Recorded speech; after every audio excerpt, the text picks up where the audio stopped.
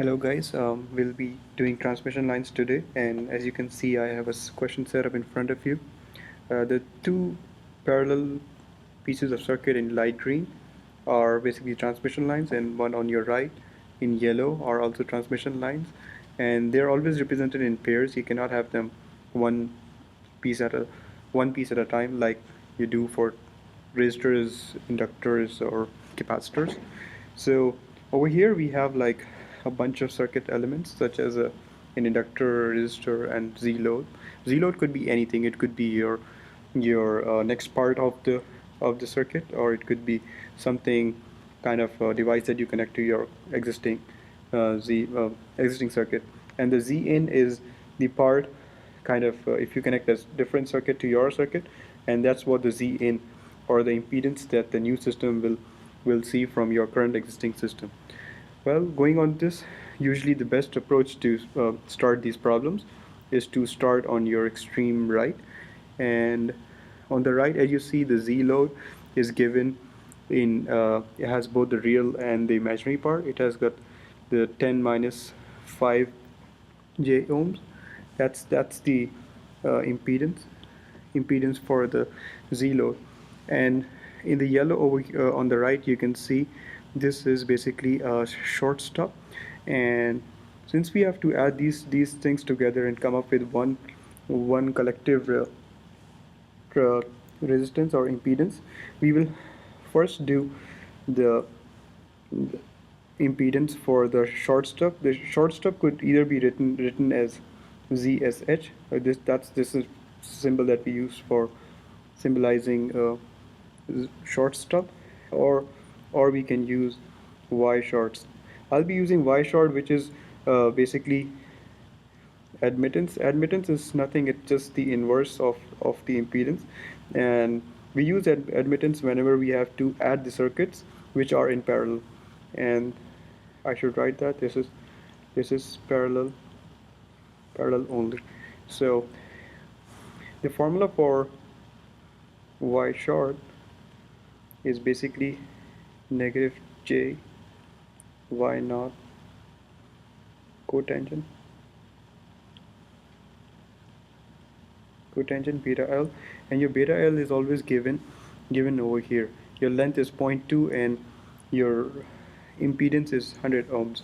So this can be seen as, like, this could be written as Z short Y naught. The Y naught is 100 ohms cotangent of beta L. You can see, you can consider this 0.2 as 0.2 times 360 degrees, because 1 lambda is 2 pi, and 2 pi is also 360 degrees.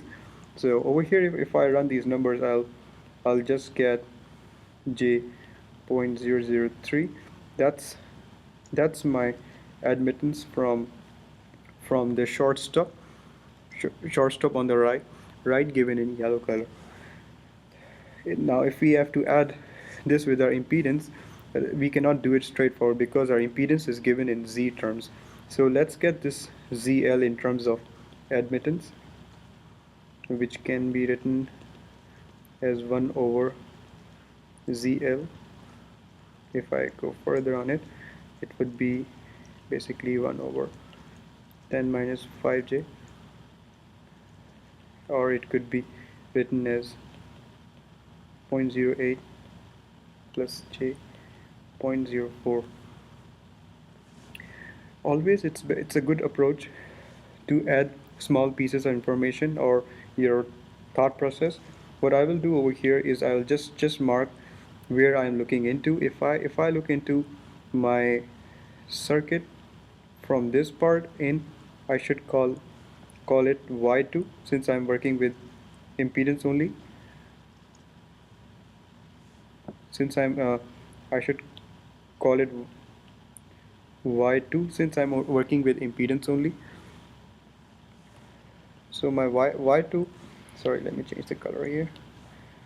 Yeah, my Y2 would be basically the Y load, which is on the right in form of ZL, and the impedance of the short stub.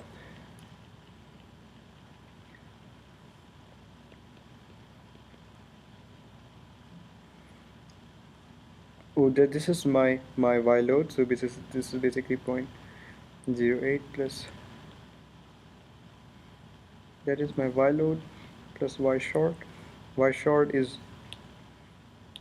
basically negative 0.003 j. If we add these things together, we get 0.08 plus J037. That's our y2.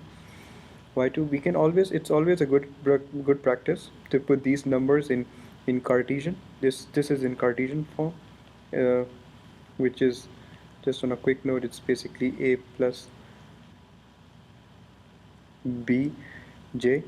Uh, this is the real part and this is the imaginary part, or it could be seen in polar coordinates. The polar coordinates are basically the magnitude of a and b, which I can say as like this, which is basically r, and the angle is given by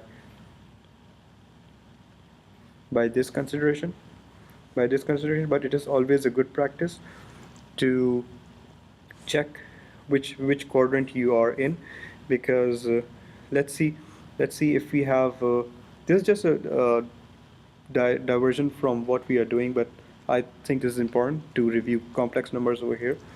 So the important part over here is, for instance, you have like -1, -2 j. So your, this is your a and this is your b, but as you see, if I put this in my calculator, it will not be able to differentiate between positive values, which is 1 plus 2j, 1 plus 2j.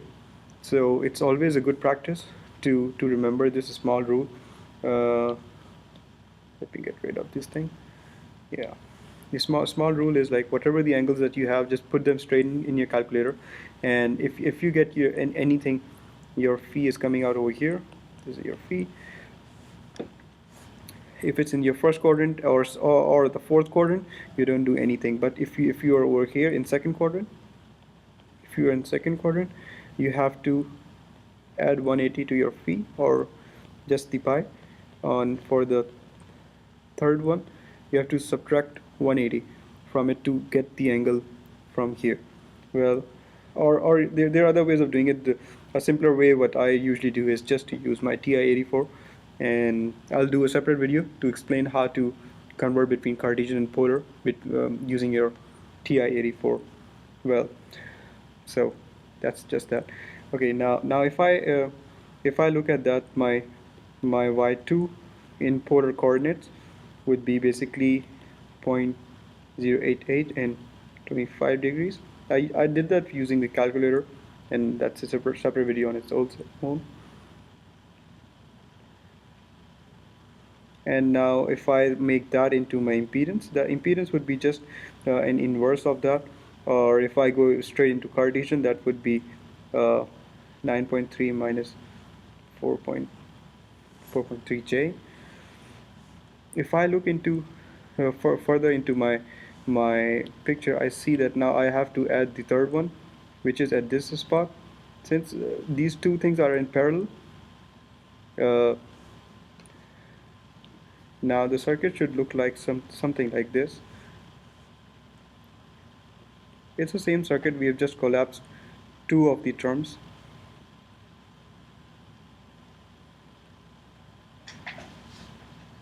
So this basically represents your Z2 altogether, which is 9.3 minus 4.3J. That's this, and that's my already existing resistor and everything. Nothing has changed.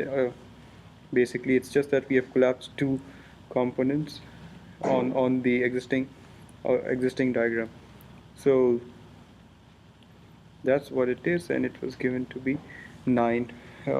The omega was 10 to the power 9. So now that I see that these two components are in series, I can just add them. And for adding components in series, I have to use a series circuit. So I'll keep them in Z. So my And if I say uh, on top, I already mentioned that. So this is my Z3. If I look into here from the left, this is a Z3 that I have, and that includes all the parts of the components to the right of it. So the Z3 would just be uh, yeah, Z3 would just be Z2 plus Z inductor.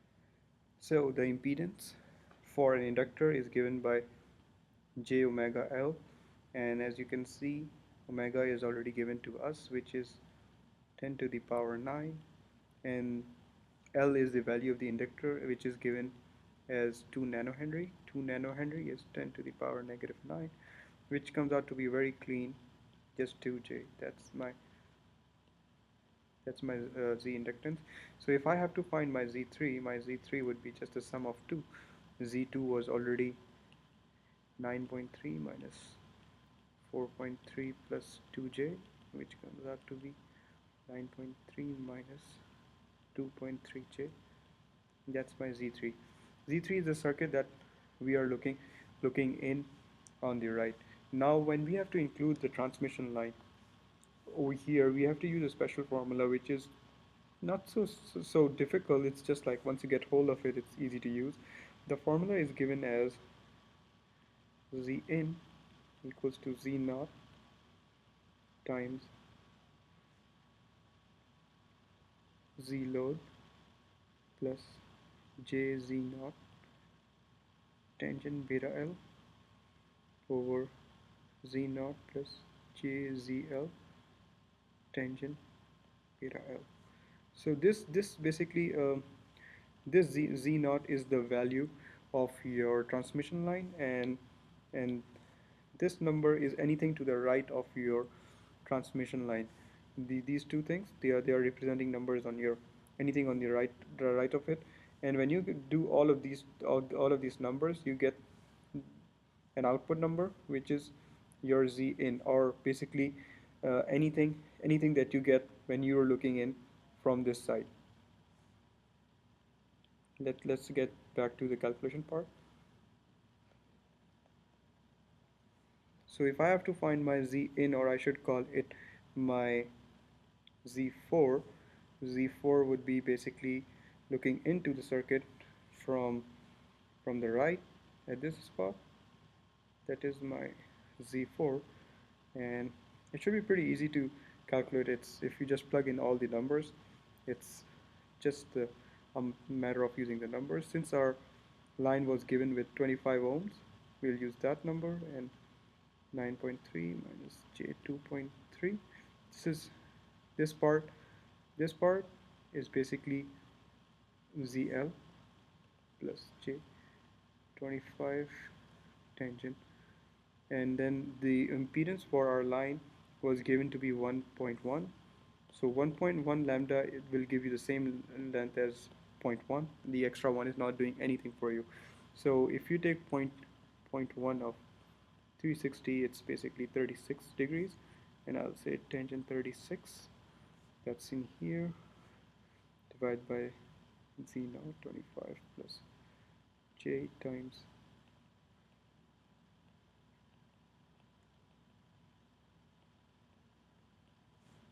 36. It's easier to open these brackets first to before plugging it into the calculator. So what I do is just I'll put these numbers like this, and I'll add the imaginary part, and then I'll add the uh, real part to it. So this comes out to be basically 9.3j minus, because we know that j square is minus 1. So these two things give us a positive, j square positive 2.3, and all of this is basically times tangent 36 degrees. So when we solve all of that, well, I did it in using polar coordinates, and in the polar coordinates it comes out to be 18 with an angle of 60 degree. and on the bottom it comes out to be 27.5 and angle of 14. If we complete all of this together, we get a number like this, 16 degree, and this is in polar polar coordinates, and that is basically my z4. Z4 is all the number that was looking in here. Now we have to work with admittance, since the total circuit at this point in time will look like this. It's just two elements together. The one that was already given to us, 80, and this Z4 that we did here, which is actually given to us in polar coordinates. So if I have to add these two things together, I need to use admittance. So admittance is basically y4. I can use that y4, and y4 is just an inverse of this. Comes out to be 0.06, and the angle is just the negative of that, negative 46, which is in Cartesian it is 0.04 minus j 0.04. It's always a good practice to keep your numbers in both polar and Cartesian, because you might have to come back to these numbers when you're doing other kind of stuff, maybe when we are looking for VSRW or the reflectance in the line. So when I'm looking into it, uh, if I find my y in, that is the admittance when I have to add my resistor of 80 ohms plus my Z4, or should I say my Y4. This comes out to be 1 over 80 plus 0.04 minus j 0.04. This this number is basically 0.053 minus j 0.04. This is my admittance. But we are in the original question we were asked for, one of the things that we were asked for was to find z in, and z in is just the inverse of this thing. So z in equals to 1 over an admittance, which is basically 12 plus 9.5 j ohm. Always keep the units with it, because we will we will not be able to figure out what we are talking about if we don't have the units at the end, like this. The next part that we are asked in this question is basically to find the Ra or gamma in. Gamma in, the basic formula is very simple. It's just like Z in minus Z naught over Z in plus Z naught. This thing has no units to it, because this is just a ratio, or it doesn't have any units that we use usually. And the Z naught over here is either it's given to you or it's assumed to be 50 ohms for communication circuits, and we are basically only talking about communication circuits over here. So always assume to be 50 ohms if it is not given to you. Communication.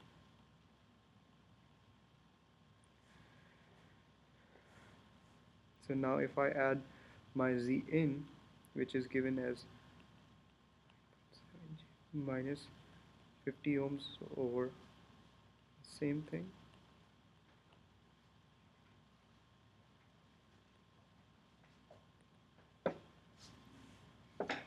this comes out to be very simple number, 38 plus J 937 and 62 plus J 9.2. I can it's always a good practice to get these numbers in polar coordinates. In polar coordinates it is like this. We will have to use the polar coordinates later in the circuit. The final value for this is 0.62 and in angle of 157 degrees. That is the reflectance that I see at the end of the circuit. That is the reflectance that I will see over here. The reflectance that we will see over here.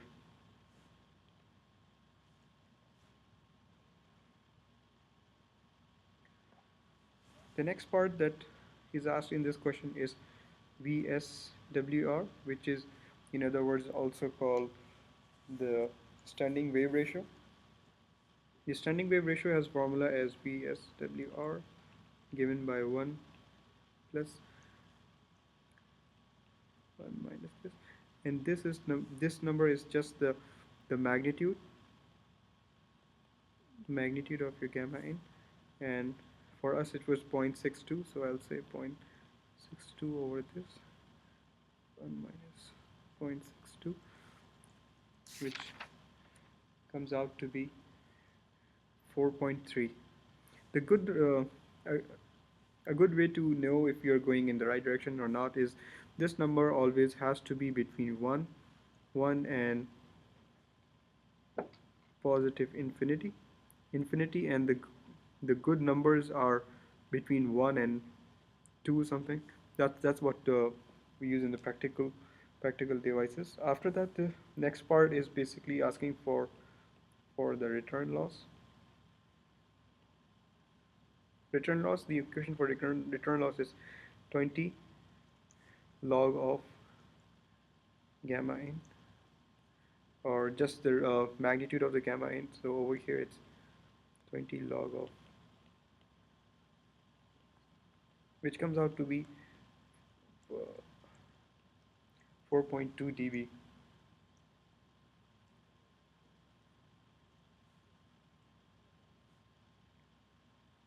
You might be asked to find the reflection in the transmission line. For that, we use the similar equations, but at different location.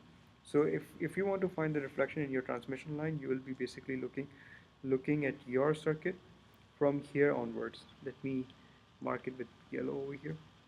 From this point onwards.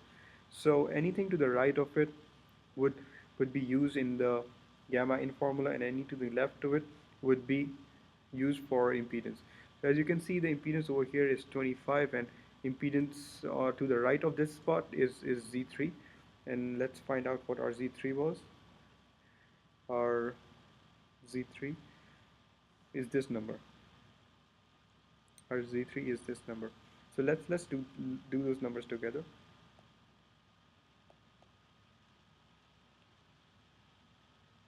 I should mark this number by gamma in or L line, so that we know that it's just for that line, and minus Z naught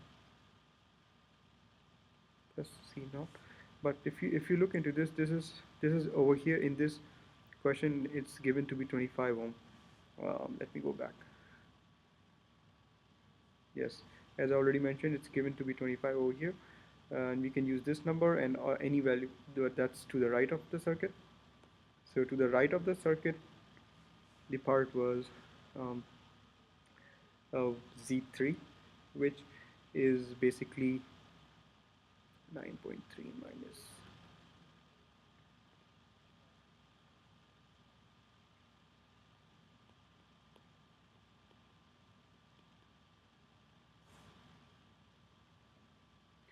again we have to go into polar coordinates to solve this, and in the polar coordinates it comes out to be 15.87 and 171 degrees, and 34.4 and negative 3.8. Total would be 4.6, and the angle would be minus 167.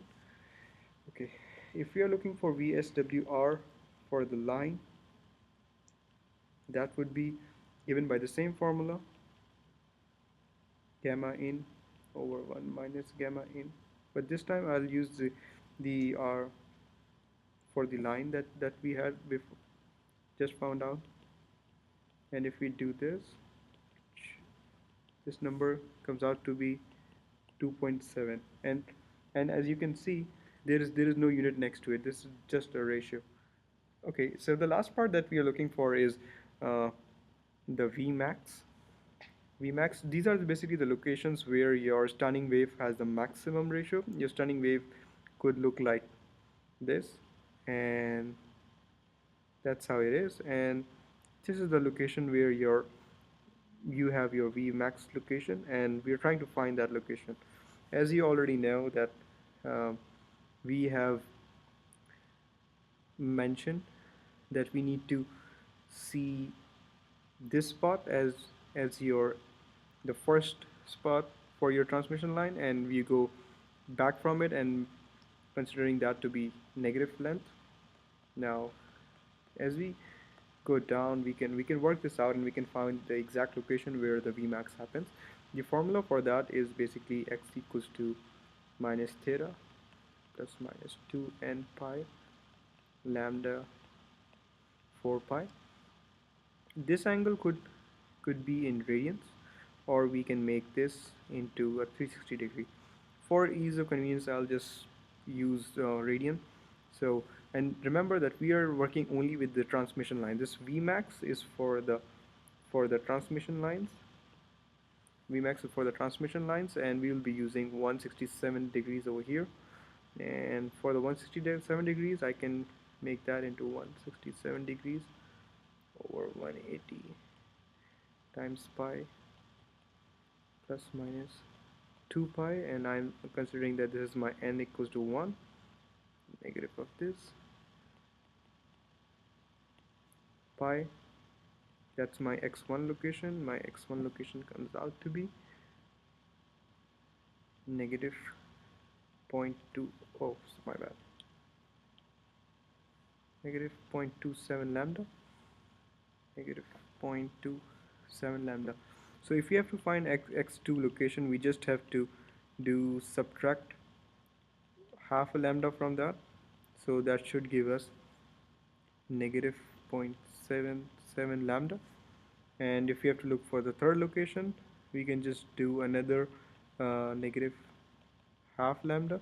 That is basically this negative half is coming from um, the next value for this. Sorry, my bad. Next value. So this over 2 over 4 is going to be just the half of it. 2 over 4 is going to be half thing. That's why we are having a half lambda. But this number, if you look into it, this comes out to be 1.31 lambda. But the length for our transmission line was 1.1, 1.1 only. So this does not apply. Only values that matter to us are x1 location like this and x2 location over here. That's about it.